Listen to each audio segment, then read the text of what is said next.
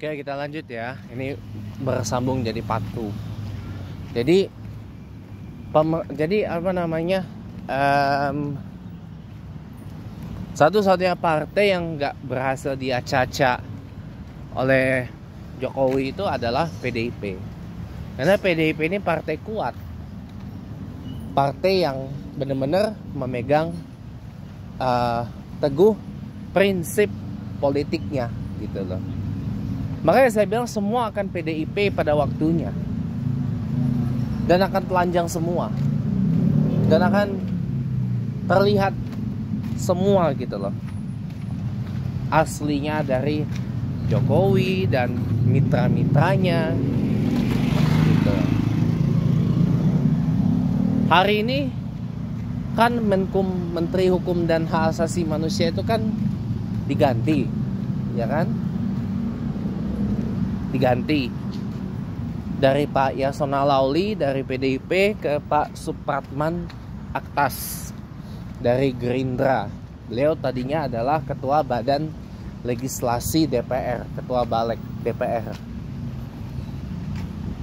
Ini kan kuat dugaan supaya proses akuisisi Partai Golkar ke tangan Jokowi ini tuh mulus gitu loh.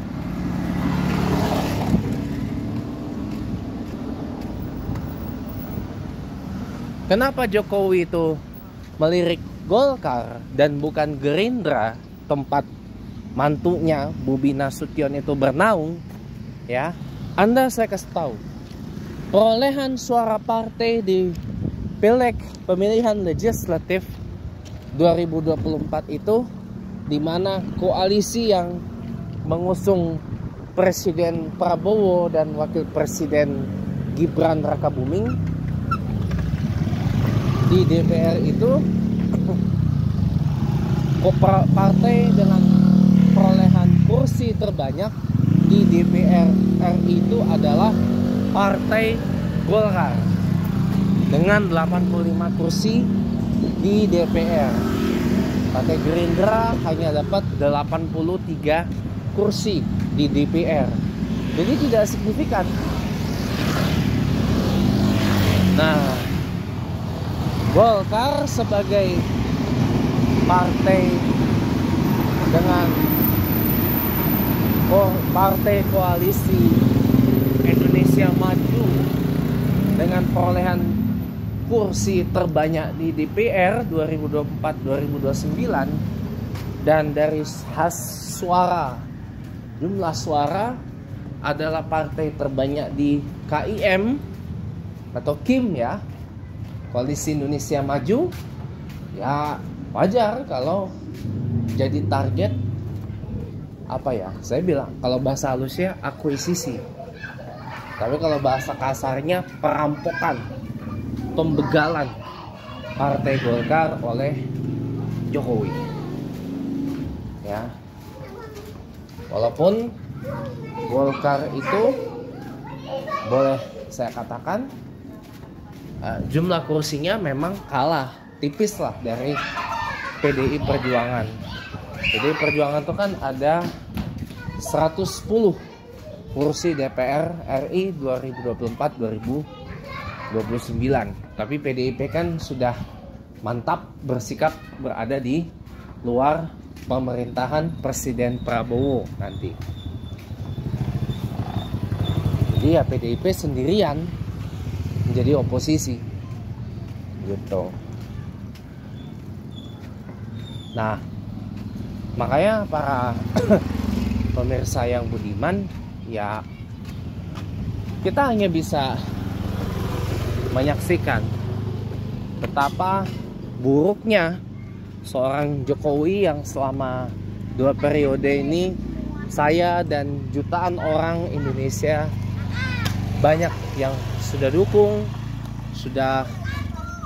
Alasan saya memilih Jokowi 2 periode itu kan karena rivalnya kan Prabowo yang apa namanya reputasi politiknya kan nggak bagus, apalagi tersandra dengan kasus pelanggaran hak asasi manusia, penculikan, pembunuhan. Lah ini malah didukung oleh Jokowi, pasang anaknya untuk dampingi si Prabowo, dan ini intinya pokoknya mainnya kasar banget lah.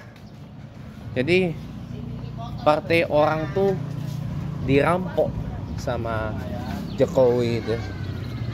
Ini bagi saya sudah apa ya, sudah terlalu, dan ini nggak bisa dibiarkan, sama sekali nggak bisa dibiarkan ya. Jokowi ini harus segera diakhiri ya. Makanya cara untuk mengakhiri hal yang seperti ini adalah nanti pas pilkada serentak jangan pilih yang didukung oleh dinasti Jokowi, terutama di provinsi-provinsi yang vital. Pokoknya jangan pilih yang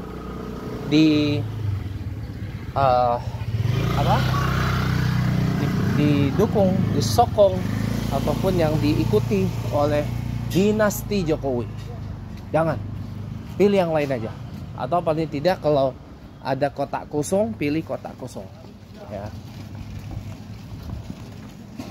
Kalau bisa bikin suaranya tidak sah, ya bikinlah suaranya tidak sah.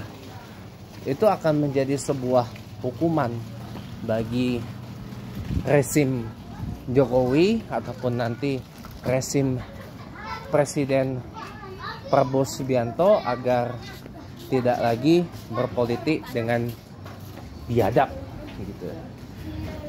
Kalau ya, akhir kata, winter is coming, ya kan? Winter is coming, musim dingin telah datang, ya. Seenggaknya sampai nanti 2029, ya.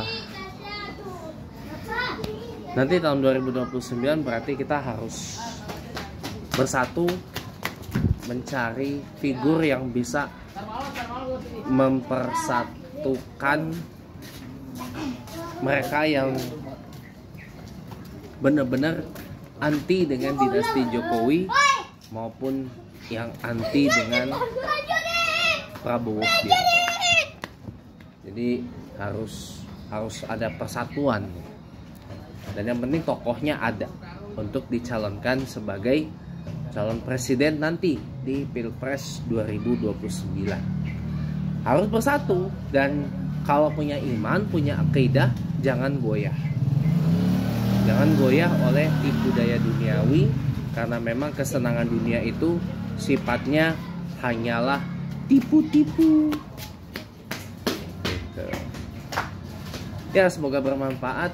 Mari ya, saat ini ya kita hanya bisa menjadi penonton aja lah. 5 tahun ke depan bagaimana Presiden Prabowo menjalankan Indonesia.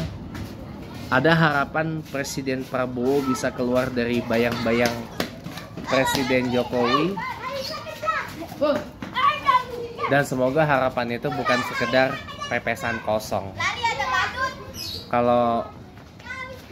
Tapi kayaknya saya kok skeptis ya, nanti Presiden Prabowo bisa keluar dari bayang-bayang atau keluar dari upaya penyetiran oleh Presiden Jokowi.